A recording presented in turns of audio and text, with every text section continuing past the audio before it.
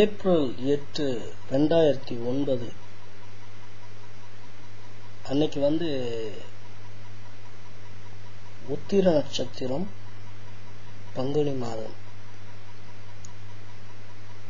பங்குனி உத்திரம் என்பது ரொம்ப விசேஷமான ஒரு நாள்.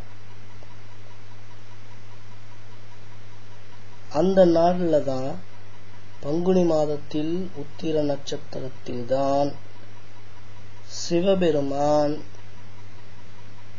மனைவி பார்வதியை மீனாட்சியாக அவதரித்திருந்த போது மதுரையிலே திருமணம் செய்தார்.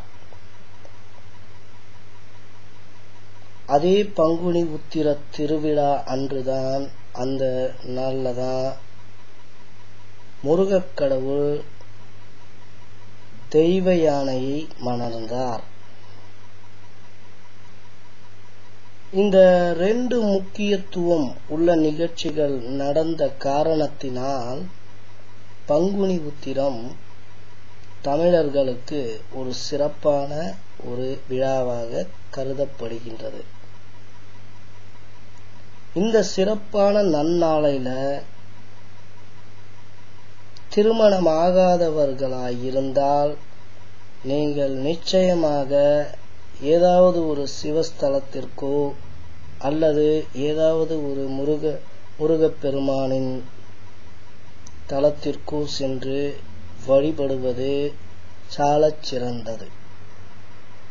நான் பேசுறது புரியலையா? நிறைய பேருக்கு கஷ்டப்படுறீங்க தெரியுது. ஓகே, என்ன சொல்ல வரேன்னாக்கா, கல்யாணம் ஆகாதவங்களா இருந்தீங்கன்னா நீங்க இந்த முக்கியமான அந்த பங்குனி உத்திரம் அன்று சென்று சிவஸ்தலத்திற்கோ, சிவன் கோயிலுக்கோ இல்ல முருகன் கோயிலுக்கோ போய் உங்க பேர்ல ஒரு அர்ச்சனை பண்ணீங்கன்னா கூடிய விரைவிலேயே திருமணம் நடக்கும். மனதார வேண்டிக்கங்க, கண்டிப்பா நடக்கும்.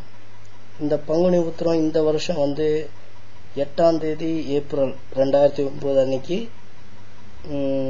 நீங்க வேண்டுவது எல்லாம் இறைவன் நியாயமான கோரிக்கைகளாயிருந்தால் நிறைவேற்றுவான் என்று நான் உங்களுக்கு வாக்குறுதி தரேன்.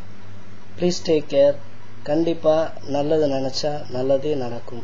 நீங்க எல்லாம் நல்லா இருக்கணும் அப்படின்றதுக்காக இந்த மெசேஜ் சொல்லியிருக்கேன்.